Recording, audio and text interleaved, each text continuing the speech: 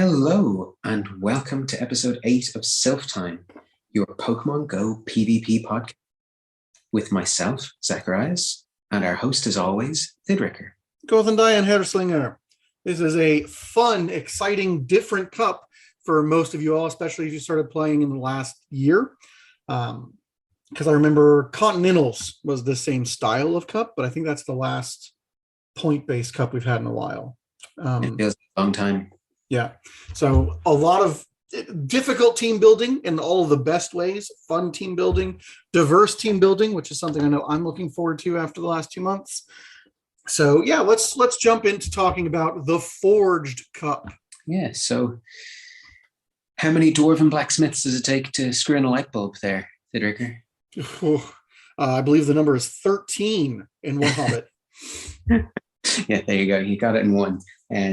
Yeah, so I didn't get my money. I wanted it to be Hephaestus Cup, but they didn't see fit. They went straight for Forge. Bit too obvious, whatever. So this cup is an interesting format cup.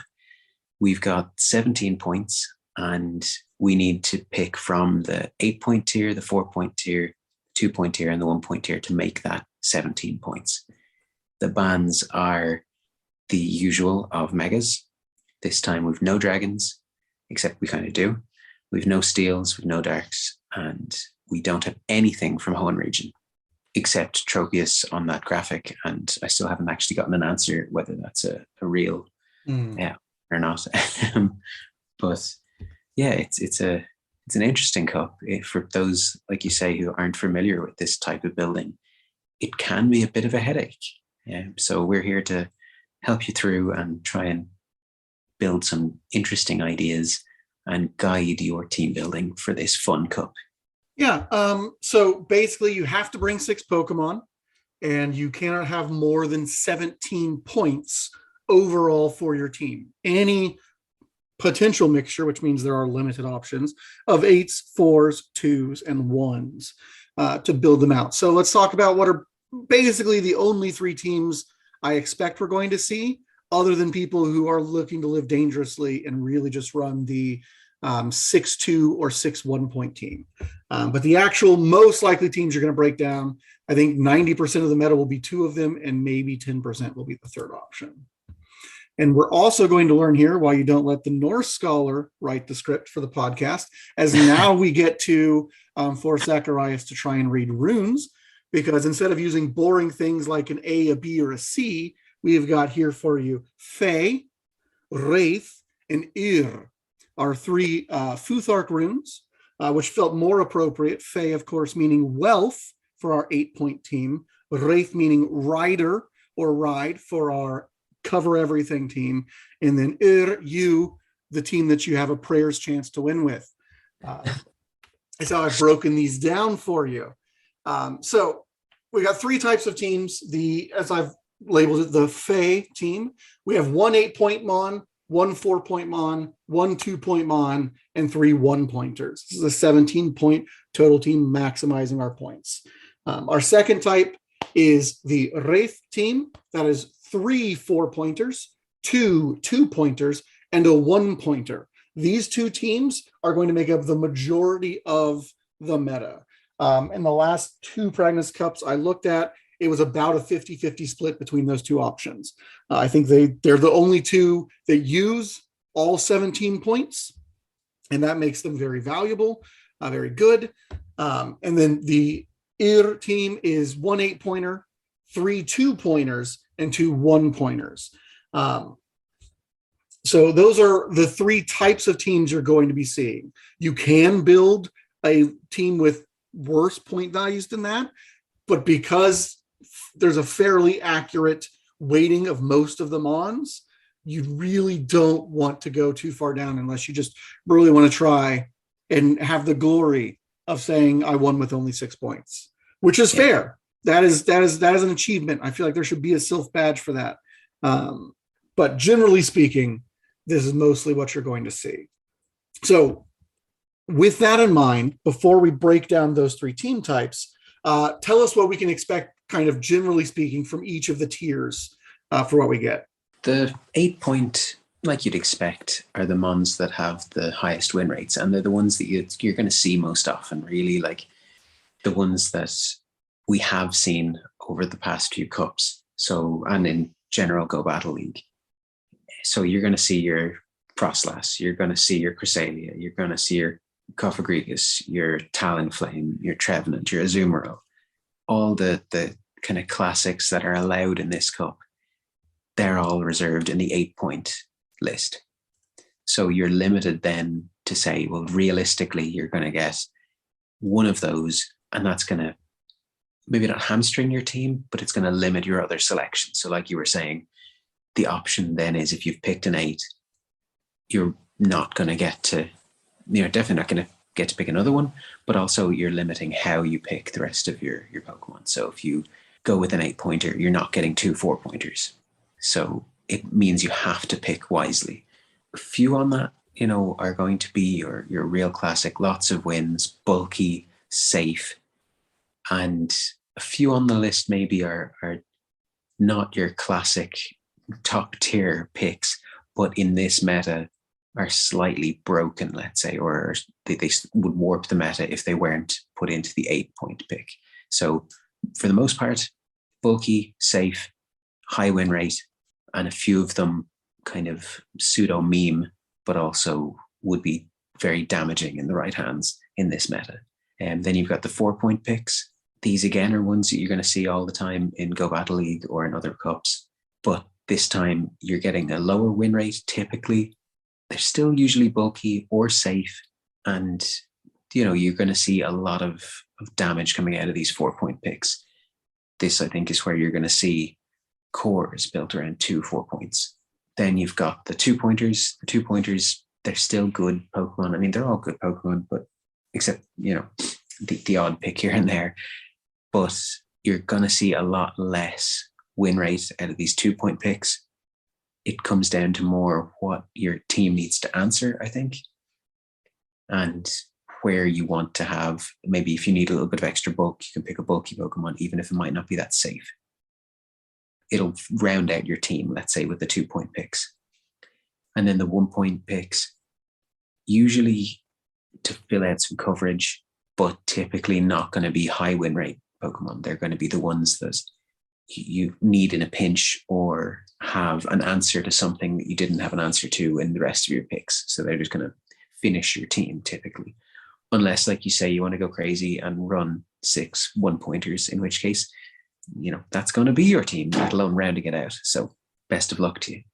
So that is the total picks. You've got your 8-pointers, 4-pointers, 2-pointers, and 1-pointers. Yeah, another good way to kind of think of it is think about a inverted pyramid. 8 has the most wins, 1 has the fewest. The fewer points you get, the narrower they are in the job they do. So there are plenty of really good 1-point mons that like doing one thing. Heracross is a great fighter, and it will win your fighting matches for you, but it doesn't have nearly the coverage as Shadow Machamp, which is your 2-point fighter, because of Rock Slide on a Shadow Pokemon just lets it hit a lot of other stuff. So we're getting narrower as we kind of shrink down in our point value.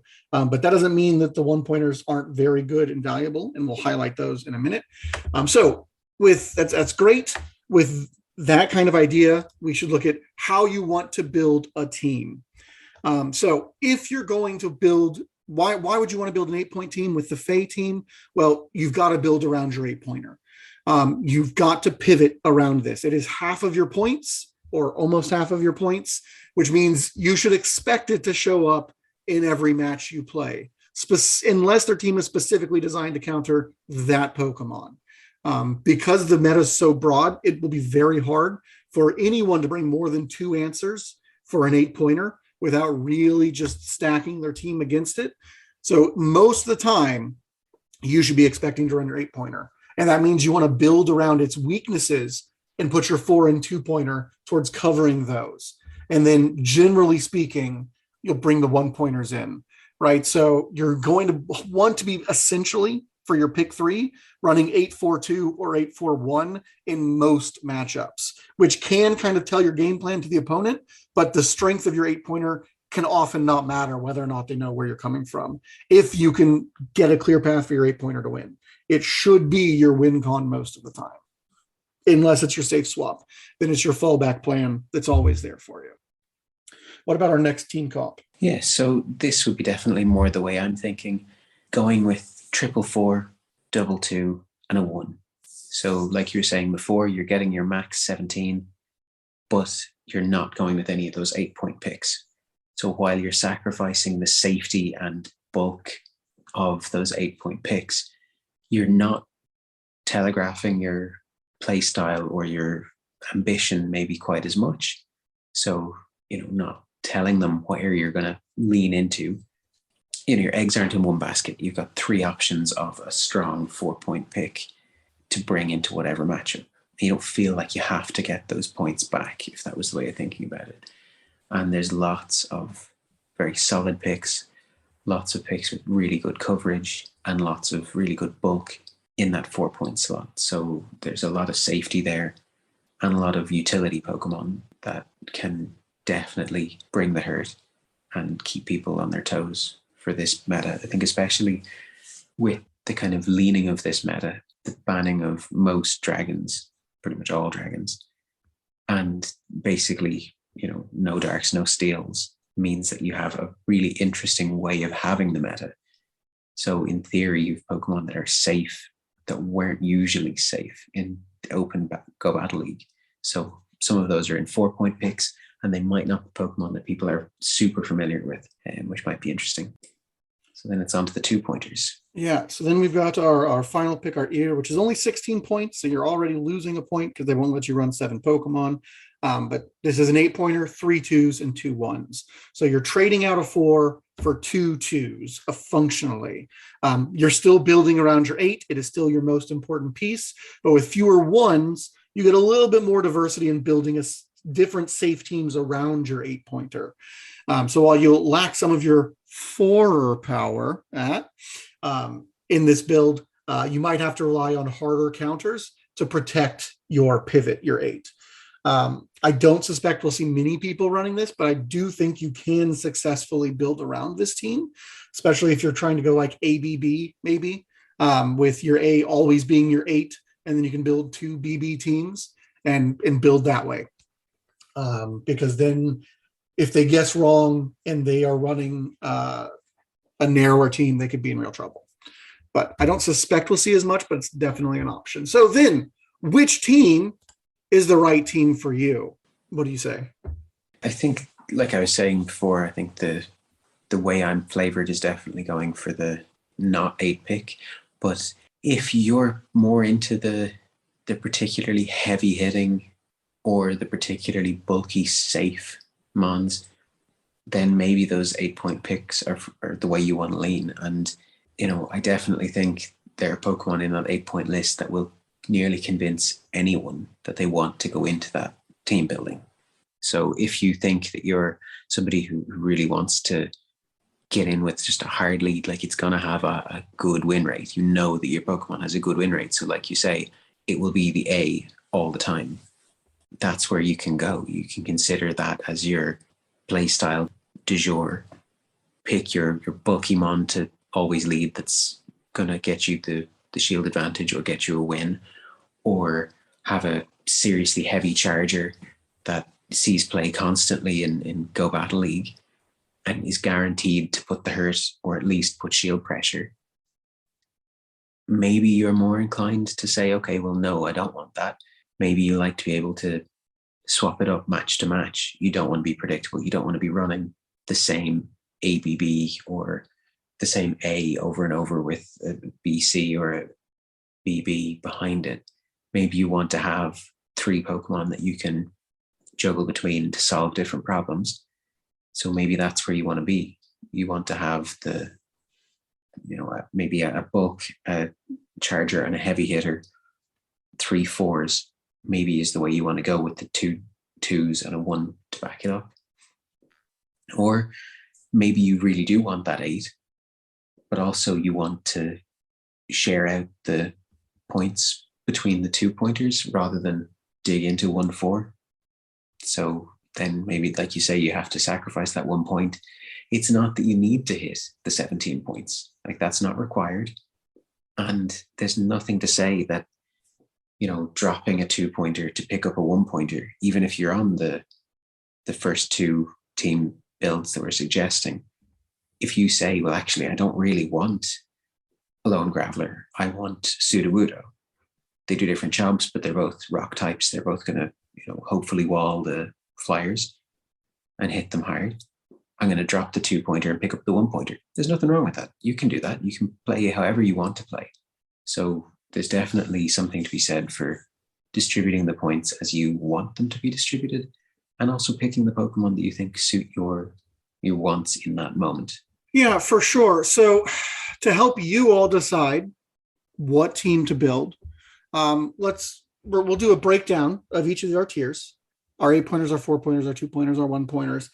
Now, caveat here, we're giving our general weightings and opinions and the team comps we see them showing up in. But I would say, generally speaking, every Mon is eligible in this cup, except for you, Jolteon. We've got, 5 good electrics in 1 point. Jolteon, you're not it. Why Niantic didn't give it Pin Missile or something instead of just another electric move for the EV Community Day is beyond me. The second EV Community Day. The first one I got Last Resort, which is definitely not a move you're going to want to lean on here. But yeah, if you've got the right supporting cast, I think most of the 1-pointers have use and or play. I definitely think there's a few that are so bad, there are probably better Mons that do the same thing in 1 point. But generally speaking, I think it's pretty open if you build the right supporting cast for it. So remember, overall in your team building, you want a nice balance of strong wins and safe backlines, because you don't want to gamble on winning coin flips and getting the lead every time. It's just not likely unless one of your Pokemon your opponent didn't expect at all, and then you always win the lead, as was the case in one of my practice cups, where I was like, oh, no one's been running Dugong, so I'm not going to worry about it. Boom, round 1, Dugong. Well, went 0-3 that time. Nothing I can do about that. So aside from those instances, you want to expect to lose the lead and find a way to win it back sometimes. Let's start with the 8-pointers. First of all, what are your overall thoughts of what I have deemed the eliminates? Things only get worse, don't worry. Yeah, took me a moment there. I think, for me, I like Frostlass. I think I'm going to see Frostlass because people like to run it. I think there's going to be the want to bring heavy bulk. So something like Lickitung or Cresselia, and both of those and Frostlass being in the top kind of has an almost, rock, paper, scissors to it in and of itself. So people are going to want to have solutions to all 3 of those. So I'm thinking that those 3 are going to put the pressure down the rest of the pyramid, or up the rest of the pyramid, depending on how you look at it. While there are others like Nidoqueen, especially Shadow Nidoqueen, that are absolute favorites in Go Battle League, and I can see being really popular here. Diggersby, somewhat, very safe lead in this meta, I think. And somewhat Cofagrigus. I mean, Ghosts are, because of Lickitung, I think Ghosts feel a dangerous pick, where Frostlass can be an ice type more than a ghost type in a lot of feelings. And something like Cofagrigus can get very hard walled by the normals. So yeah, I think my overall thoughts really are that we're going to see a lot of Lickitung and Cresselia, and I can imagine seeing a lot of Frostlass Nidoqueen as well. What about you? Yeah, and I mean, I think there's just there's always going to be people who feel good running Azumarill. It's there, and it doesn't lose hard almost all the time, and because people probably aren't going to bring a Razor Leafer. There will be electrics, but Azumarill is usually bulky enough that it can still get some chip in, if nothing else. Poisons aren't super rampant because there's a lot of psychics. I'm not saying Azumarill is the best pick. I'm just saying people will bring it because Azumarill is just the queen of bulk right now, and the king is Lickitung. So I suspect We're going to see the most of those. Cresselia has been seeing more and more play. Araquanid is new and very bulky. So we'll see that. I think those are going to be the most likely candidates to show up. So you want to make sure you cover them. I don't think we're going to see Tapu Fini. I just think Azumarill is what people have built and better for this meta. I don't think we're going to see Alola Ninetales. I don't think it's particularly strong in what's going on now. I want to see Wobbuffet. I love when Wobbuffet shows up. Seems unlikely because this is a meta that's very much designed to deal with psychic types. And so even with counter, if you get Wobbuffet locked against a bug, it's still going to go down. And it still loses to your ghosts and your Lickitung. So while I want Wobbuffet to be great, I'm not convinced it's going to see much play. Same for Talonflame. Like in the right matchups, Talonflame is amazing. But being fire type, I think hurts it more in this cup than helps it. I think we've got better Brave Birders in the lower tiers for people not to drop 8 points on Talonflame. So let's start with, we're going to introduce a new favorite thing. None of that boring A to F tier. We are the Godzilla to Gorosaurus tier, which we'll be ranking them on here. So our top picks obviously are Godzilla. Our secondary choices are Ghidorah. Our third choices are Gigan. Our fourth choices are Gabara, the worst bully in the world. And then our fifth choices are Gorosaurus, who is embarrassing and shouldn't be even in the kaiju verse. So tell us how you're ranking our 8 picks. So I think my Godzilla realistically is going to be Frostlass because it is just the queen of swap-ins. I have had a lot of great cups using it. I think I mentioned before on the podcast, the one time I don't want to run it is when I'm running it in mirror matches. If I'm going to pick an 8-pointer, I could see it being it. I think my Ghidorah would be probably Lickitung because I really like the bulk and I've had mine a while and used it a decent amount in cups and had a decent amount of success, and I don't see there being too many hard walls to it. And it keeps the ghosts honest, which I can see there being. There's a few good 1 point and 2 point pick ghosts.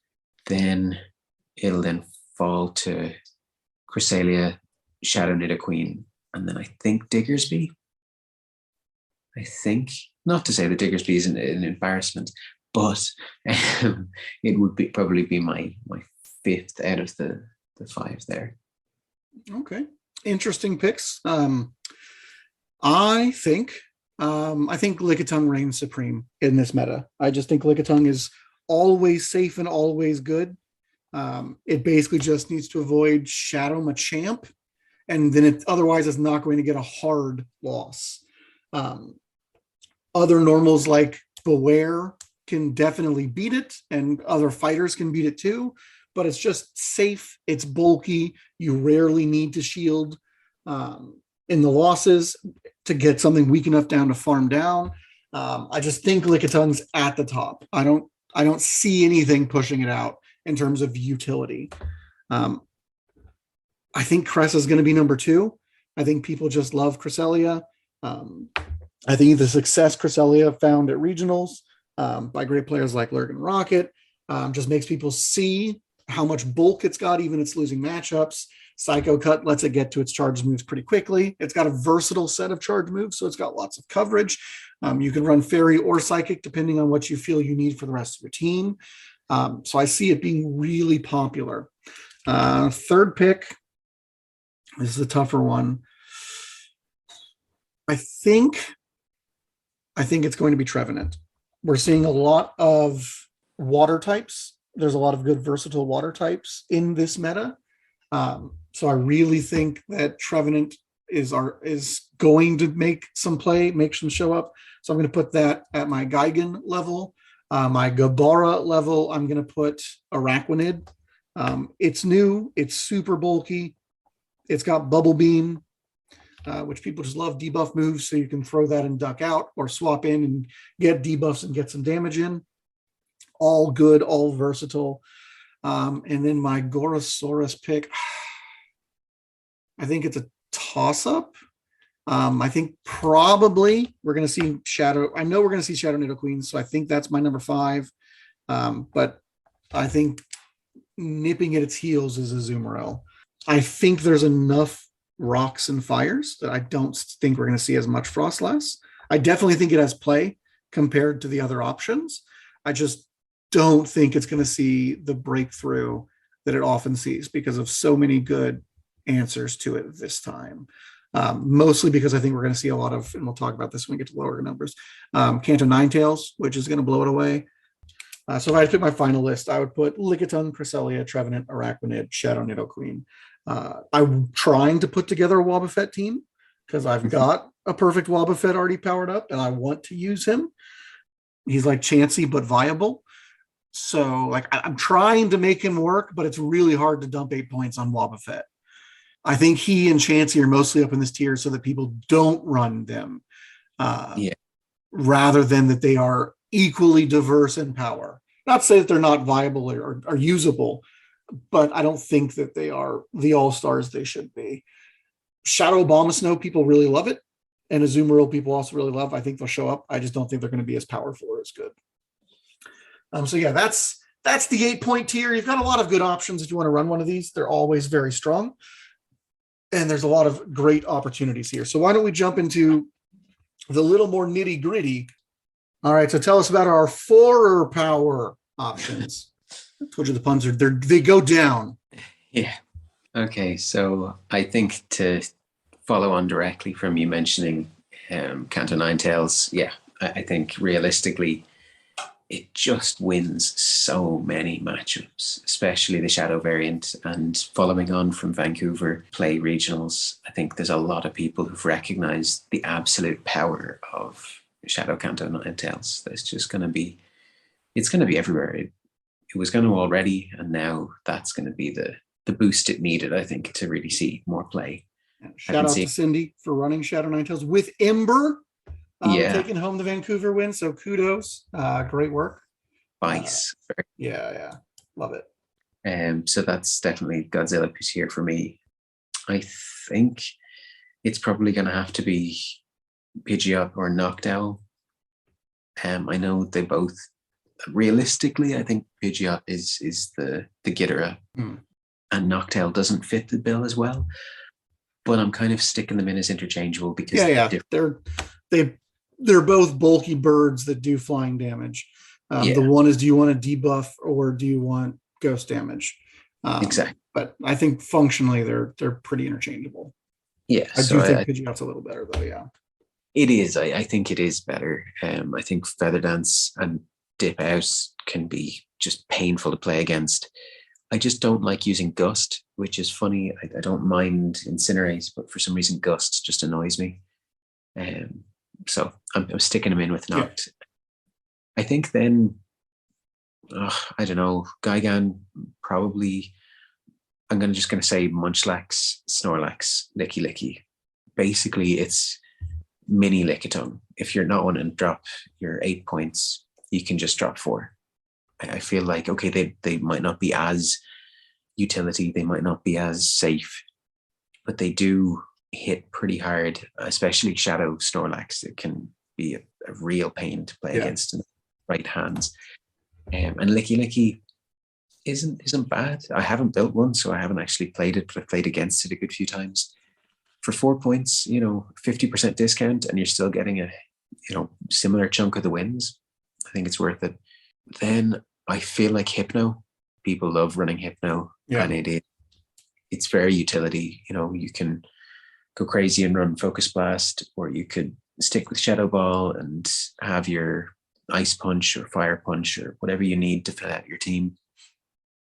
And then down at the Gorosaurus, I think I want to say Shadow Alola Marowak, but I don't know how many we're going to see because I don't know how people have them TM'd, and the Shadow is really looks to perform a lot better. If I had one TM'd, I think I'd be running it. Yeah, there's a chance that they let us TM during GoFest. They did last year. That'd be nice. So I wouldn't bank on it for sure, but there is a chance because they know people are going to get new shadows and stuff during GoFest because they always have rocket pop every hour.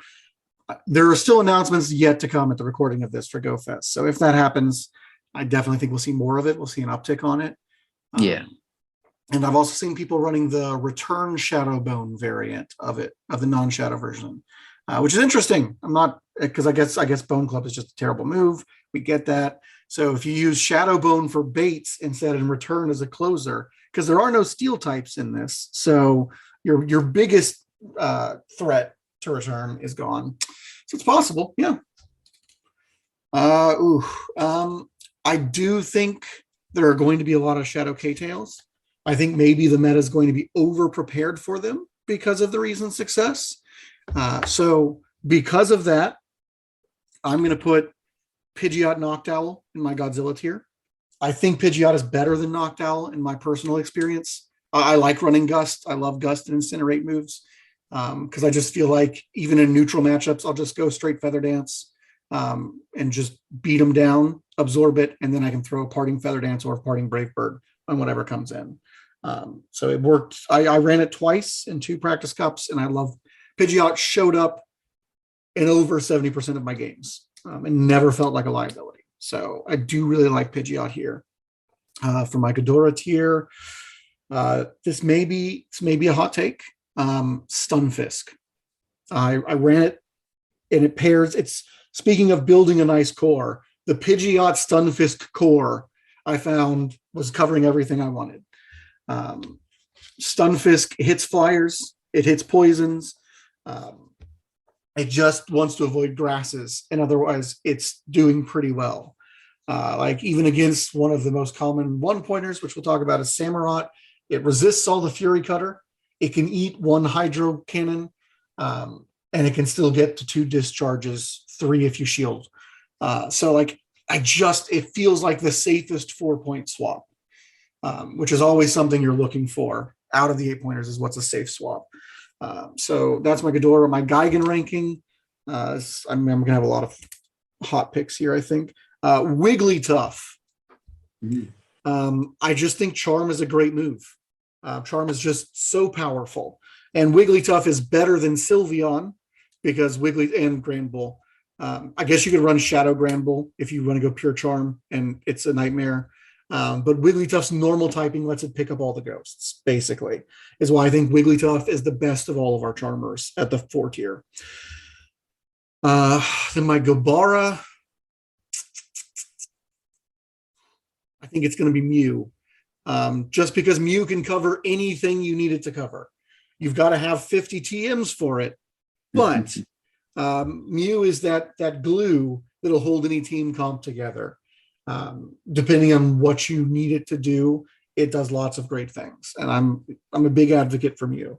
And then down in Gorosaurus tier, I mean, I think realistically it's going to be Hypno. But just to be different, I'm going to say Greedent. Greedent is your other fast body slam mon. So it's not a liquor. And Bullet Seed does add up when water types are there. And it's got Crunch so that it absolutely destroys your ghosts. Normal type with Crunch is you win, you wall it. And it's got fast body slam stab. So I really do like Greedent in this meta. It's not as safe because it doesn't have quite the bulk of the liquors, and it doesn't hit super effective against fighting types. So it's going to lose harder in those matchups. But overall, I really do like Greedent. The energy gain and the fast body slams just makes it a pretty safe swap, which is really, if you look at my list, what most of my picks are which mons are the safest swaps, because that's what I really like in the 4-pointers. Is finding a good safe swap. Pidgeot is not a good safe swap because Pidgeot's got lots of walls, but Pidgeot just has great damage, which is why it's at my top. I think it's phenomenal. But yeah, so those are my 4-point picks. I like the 4-point tier the most. I think there's so many good options in here. I think all of the liquors are great. I think Marowak is great. I think Golbat is going to have play. It's going to show up. Galvantula always shows up. People love Galvantula. It's a safe swap. Politoed is another great safe swap that shows up a lot. Dugong, as I said, people weren't running it and then I just lost because I didn't have a dugong answer. And dugong is amazing. It's bulky. It's got icy wind. So it's a very, very safe swap if they don't swap in a fast, hard counter user or a fast, hard electric or grass type. And grass type, even then, isn't enough because of all of the ice damage from dugong often. So I definitely think this is one of the better tiers for team building and picking options. And I think there's a lot of great choices there as well for it. All right, so let's talk about our two skin raiders. Yeah, even worse. But yeah, so the 2-pointers is where every team is going to have some 2-pointers. So this is where you really want to kind of look, and I probably would start with 2 points and build out from there. I wouldn't start with 1 points because they're usually so narrow, but 2 points are broad enough you can really find what you like your winning picks to be. So tell us about your 2-point picks. Okay, so I think for me, I was looking at it almost the other way around, wanting it to be the thing to round out my team. So I think go for it. Now that kind of flavors it. I think Alone and Graveler, maybe just because I've been using it a lot lately, and we're just hot off the Alone and Golem Community Day. I think that's maybe it's not quite Godzilla tier, but I'm going to put it in as Godzilla tier. Okay. I think the elephant in the room is Oranguru. Everybody is running that because it has a lot of wins, but I'm not going to put it on my list. While I enjoyed using it in Firefly Cup, and I built one straight away, a nice 1500. I just don't feel like I want to use it in this cup. So I don't know. I'm just going to live with that. I think for my Ghidorah, I want to say Macargo. Again, I'm going in for a rock type. The water types do scare it, obviously, a lot, but it will answer the Ninetales, and it stands on its own pretty well against a lot of the 8-point picks. Yeah. So I like Macargo. I like the bulk of Alomalola. That's goofed that one, I think. Well, you feel like it should be Alola Mola, but it's not. It's Alomo Mola. It's double M instead of double L. Ridiculous, I say. So that, I think, is going in as my Gigan. I'm sort of tossing up the idea of a counter user. So for me, maybe Primeape. I have Primeape, Surfetch'd, and Toxicroak all in a line, and I'm kind of just looking at each of them going maybe. And then to round it out, I think it's Quagsire for me. I think if I had a Lycanroc Midnight form, one so bad. I'm trying so hard to get a Midnight Lycanroc, and I have not succeeded at all. Yeah. All of my rolls have been terrible. I really, really want one. And I think it would do exactly what I want it to do in this cup. It would be the rock type I want, and it has counter. So it would take out those 2 positions that I want to fill. It would take out my want for the Graveler and my want for the counter user. So I think that's my 5 tiers. All right. So my Godzilla, 100% without question, Lurantis. So good. Fury Cutter to deal with the psychics and the grasses, Leaf Blade to deal with the waters, plus generally neutral for most of the meta, super power to hit your normal types. It really plays well. If you can avoid flying types, Lurantis is going to have a good time. Fire types, yes, they're a risk, but even with Macargo, it'll get to a superpower. It'll force a shield, if nothing else, before it dies. Whereas, your Pidgeots and your Knocked Owls, you throw a superpower, they're not going to shield it. You throw a Leaf Blade, they're not going to shield it. So it really struggles against flyers, but otherwise Lurantis has just got great diverse coverage with Fury Cutter, Leaf Blade, and superpower. So I really, really like Lurantis. My Ghidorah pick in a close second, I think, is Gliscor. It's got Night Slash to deal with ghosts.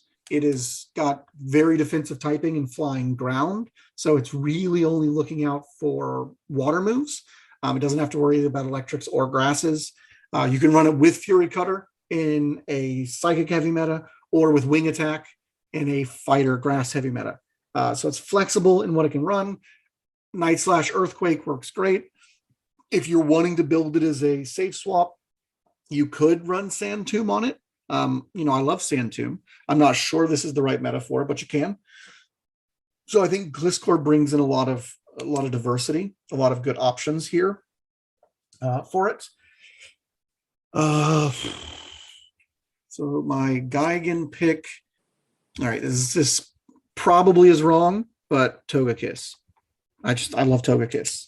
The 4-point charmers are better in every way. Togekiss lacks the bulk of the 4-point charmers, and the flying typing is a hindrance rather than a help for the most part. But its charm hits hard. It's got flamethrower, and usually I run ancient power, but you can run aerial ace if you want. So it's got coverage for the stuff they bring in. I really like Togekiss.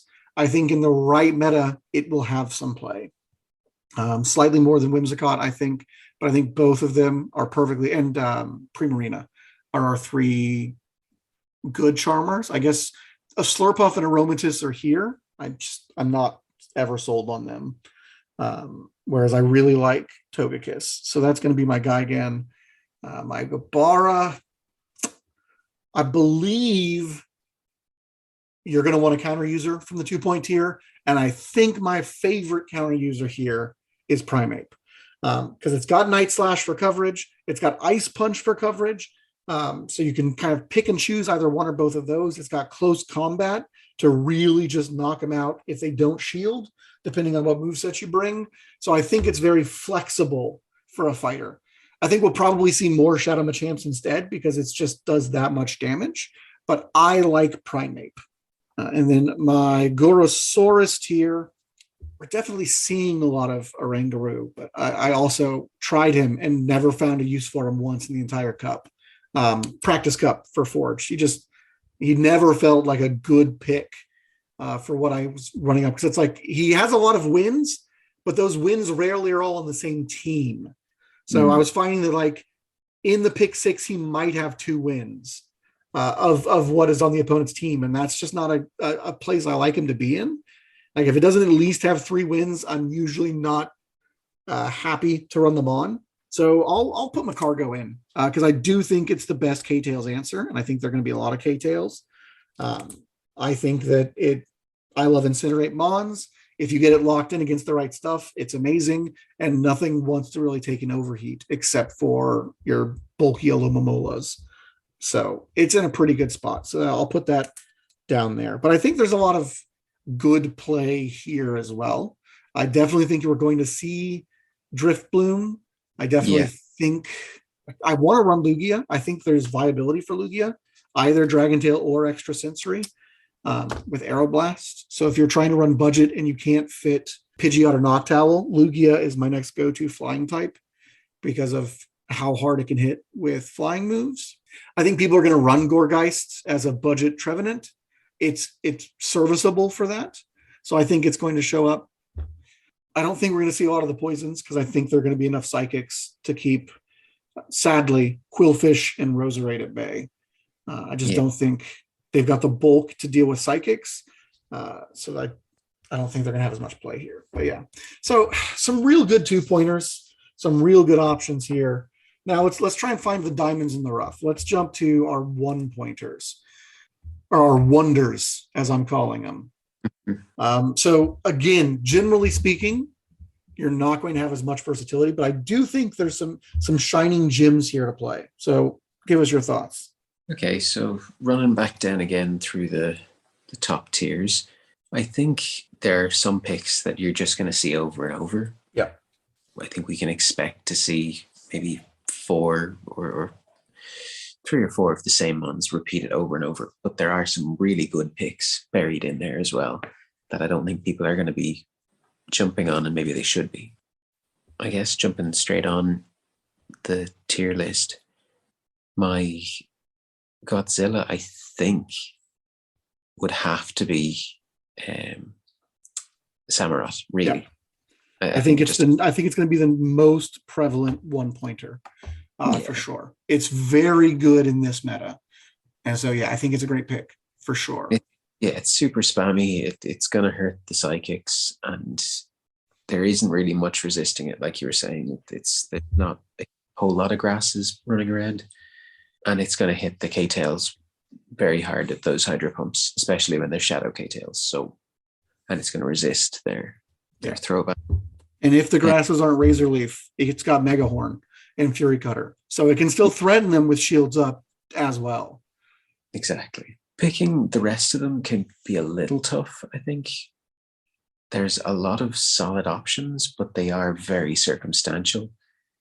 I think you could get a budget K-tails in Lit Leo, and I think Firefang and Flame Charge are just solid together. It has the bulk to go through and just get to a Flame Charge or get to 2 Flame Charges, and you can have those Firefangs dishing out serious damage. With the abundance of possible waters, it might not be a good idea because the Firefangs are going to get resisted and you're just going to get punished in return. But it could be a solid Ghidorah pick. Then Gigan, I'm sort of liking Gyarados. There's not really much out there that's going to want to take those Dragon Breaths. Yeah. So if you're running a Shadow Gyarados, you can just pump out damage with the Dragon Breath and have the Aqua Tail. Force some shields. You could have Crunch to hit the Psychics if you're going to live long enough to do it. I think then I want to say Hitmonchan because it's just so cheap with 1 point. Yeah. And you have the option of the punches. If you're running a Shadow Hitmonchan and you've an Ice Punch, the Flyers are not going to thank you for the Ice Punches. So while you're not going to live very long, if you've farmed up some energy off something else and you've got a couple of Ice Punches, you're going to leave a good parting gift there. And then to finish off the picks, I sort of want Tentacruel to be my buddy in this. It's just so bulky, so forgiving. There's not really much. It's going to take neutral damage off the grass instead of super effective, being a water and a poison. So really it's just the ground types and the electric types.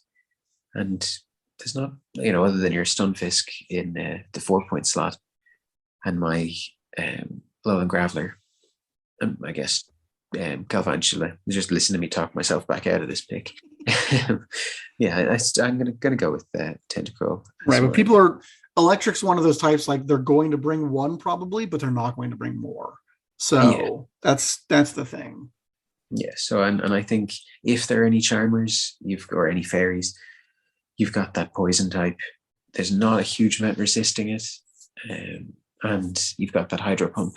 To like the whole point is you're baiting those Hydro Pumps, or you're hoping to land them, and if nothing else, you can have a nice parting gift of an acid spray to make whatever comes in next. Yeah, have a good time of it. Yeah, I really like Tentacruel. Good choices. So just because there's so many picks, I'm going to pick all different ones from you. Okay. I will firmly say I think Samurott, you've got to prepare for. It's going to show up everywhere. It's flexible. It's good. It's a wonderful mon in this meta. But just to be different, I'm going to pick different things. So you can also get some different options. They'll have 10 mons worth looking at. So my number one pick, then my Godzilla pick, is Gengar. He just, if they don't have a normal type, he can basically run rampant. He's very aggressive. He's very high damage. He requires shields, but he hits hard. You can also put Sludge Bomb or Sludge Wave or Focus Blast on him instead of Shadow Ball if you're worried about coverage. I just think he forces shields very well. For my Ghidorah slot, I'm going to put my budget Dugongs. There is both Cloyster, who is very defensive in stats, Icy Wind. It's a budget Dugong, slightly less bulky, but still very viable. Or Sea King, Sea King does not pick up many wins in this meta, but it doesn't have many hard losses. But you've got to be running triple legacy Sea King. So you've got Poison Jab, you've got Icy Wind, you've got Drill Run. It can do a lot no matter how you play it. So my budget Dugong, get my Ghidorah slot.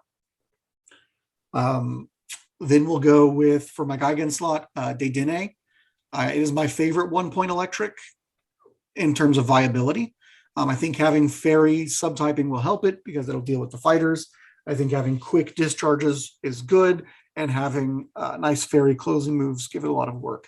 I am trying, and it's not succeeding because it's terrible, to make Heliolisk work. I want him to be good in 1 cup, but we're not there. He's not good. So I think that Danae is the best of the electrics. I think Ampharos has a lot of good play. I think Electivire is glassy, but definitely can take shields if that's what you're looking for. I think we'll see a lot of Alolan Raichus because it's just the psychic typing protects it for the most part. And its wild charges are fast and deadly. Yeah. My Gabara pick, and to harken back to the last episode, is Avalugg. I love this mon. He is very bulky. He's got crunch and body slam. So he's like Greedent, but ice typed.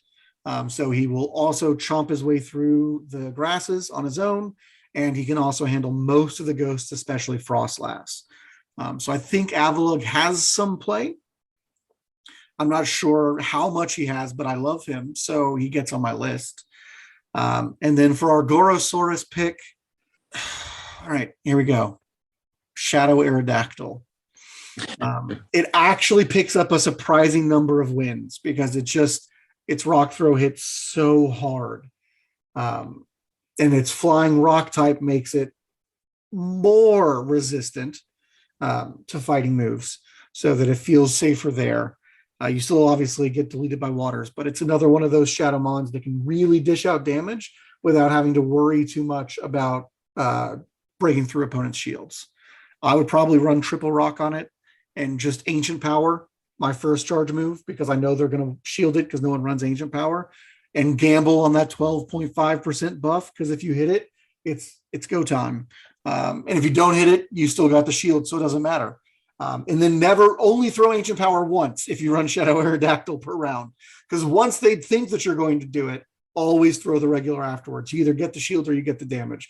But if they don't shield it, then you get nothing good. So always throw regular rock move after your first ancient power. So those are my picks. I think there are lots of picks that can build in what you want here. I think you going first picked a lot of the better ones, which is fine. I think Samurott and Gyarados especially are probably the 2 strongest picks in the 1-pointers. I haven't seen a lot of Gyarados showing up, but I really think it's very strong. So I think Hitmonchan and Hitmontop are both very good fighters. They can do they work differently. So both of them are very viable, very good. I like Seismitoad, right? It's budget wish cash. He works really well. I think there are going to be a fair amount of flyers in this cup though. So I'm not sure how well he will work because of that. Whereas Quagsire has Stone Edge. So it works really well against the flyers.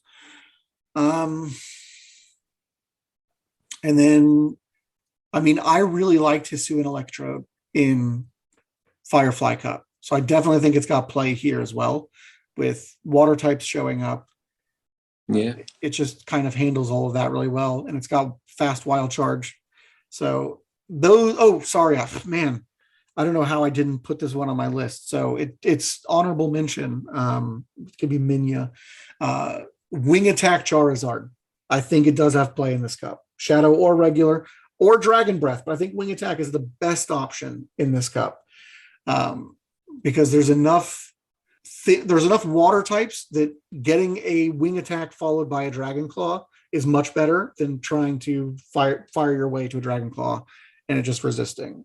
Wing Attack at least will always chip in, so I think it's one of the safer picks with faster energy generation than Dragon Breath, which is why I'm picking it over it. Plus it's stab. Yeah. So awesome, great picks. So with all of that, what do we think the meta is going to be like? I think we're definitely going to see, like you say, a lot of 8-point picks.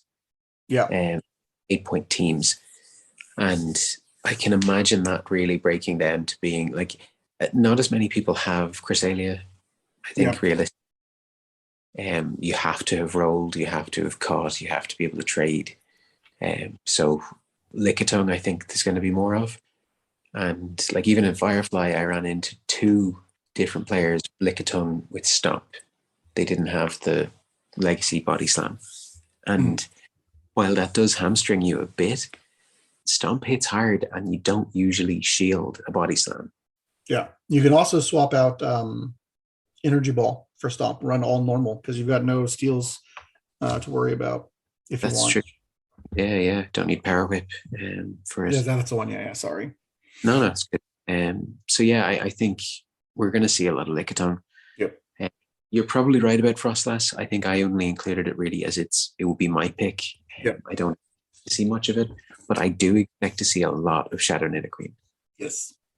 It's just so, it's a powerful mon. It will always force a shield. You know, you're never sure after the second Poison Fang whether it's going to be another Poison Fang or a Earth Power. You know, and even if it is just another Poison Fang, you're probably going to need to shield it anyway if you want to take the win out of it. Without a steal to soak it, you're in trouble. So I imagine that's going to be heavily prevalent. I think the lack of steals is going to really flavor the meta. Yep. That's going to really change the way the meta develops. And I think that's going to really reward the normals and the psychics. Yeah, for sure.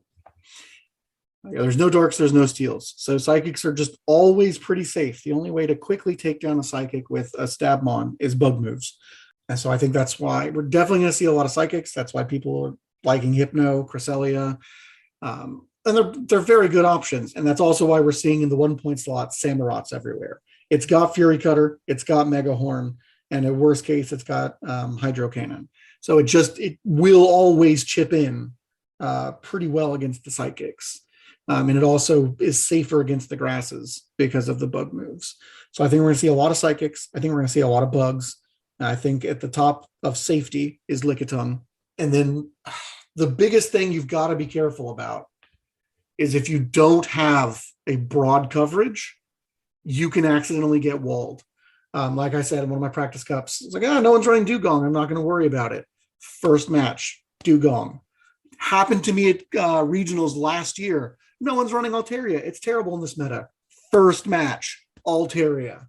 And it's just like, well, it's going to cost me 1.5 Mons to beat your Dugong or whatever I didn't plan for. And then I have to try and make up for being down 1.5 Mons and or shields. You're in for a very hard time. So make sure you bring coverage. I think that's going to be that's the most important part of team building at this stage is bringing coverage, or with an ABB, that's how you work your way out of your coverage. But make sure you're able to kind of answer that stuff. Definitely. And I think knowing what you're going to be covering as well, like looking at the list and saying, what are people likely to run? What do you see time and time again? And building around that, like knowing that you're going to end up seeing Shadow K-Tails. Yeah. You're going to see Pidgeots, you're going to see Oranguru, you're going to see Samurott, you're going to see Lickitung. What are you building against? You know, can you build a broad coverage? And like you say, you're going to have something that you're weak to. So you're going to end up with an open position to Dugong or Shadow Machamp. So then what do you do to build against that? How do you build an indie? Is there a move you can change on one of your mons when you get started in a cup? Is there a unique shield scenario, right? Yeah. If going down a shield means you win against whatever you're potentially walled by, can your mons in the back overcome a shield deficit, right? This is one of those things you need to, like, finding your winning line we've talked about. It's like, okay, well, if I've got a Lickitung in the back, yes, chances are, as long as they don't have a hard counter in the back, even if I'm down a shield, Lickitung will get there against many options. I can recover my shield if Wobbuffet's in the back.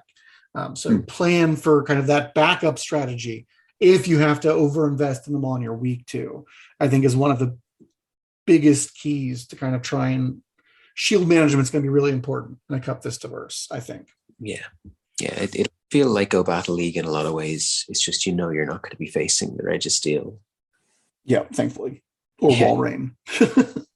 Yeah. Registeel, no Walrein. Oh, thank goodness, a breath of fresh air. Or Medicham. So lots of good bands there. All right. So with that is our thoughts. We'd love to hear your thoughts. So first of all, what one-pointers do you all think are the sleeper picks? We talked about what we like, what we're seeing. What do you all think is flying under the radar, but is going to absolutely blow up the meta? Yeah, and what 8-pointers, if any, are you going to run? Are you like me, that you're going to steer clear of the 8-pointers and favor the 4-pointers? Or are you hell-bent on, you have to run Talonflame? It's just, you know, it spoke to you in a dream. Let us know. Let us know where your 8 points are going to lie. And I mean, personally, are you all as excited as we are that Firefly's gone? The cup, not the show. That's still too soon. Yeah. 21 years later, it's still too soon. And do you like these point-based cups? I think that's a burning question. I think I like them a lot. They're nice and diverse, and I'd like to hear what you guys think, and girls. Yeah, they're a real fun puzzle building, I find, more so than the other ones. But yeah, let us know, because the goal here, we really appreciate everything Silph does in these unique cups every month. So even if one's not our to our taste, I still appreciate all the work that goes into making them. Feedback is the best way for us to let Silph know, oh no, it's point-based ones. Those are fascinating. Give us more of those. Color-based ones, no, didn't care for it. Lots of options. Let us know. So thank you all so much for stopping in, hearing what we have to say. As always, if you enjoyed it, please. We appreciate the likes and the subscriptions. It lets us know what is going right. And as always, don't hesitate to contact us in any way. You can do here in the comments, or you can hit us up on Gmail at silphthyme@gmail.com. You can get us on Twitter, silphtymepod, or on Instagram, the same. Definitely leave comment if you want us to talk about any specific Pokemon going forward.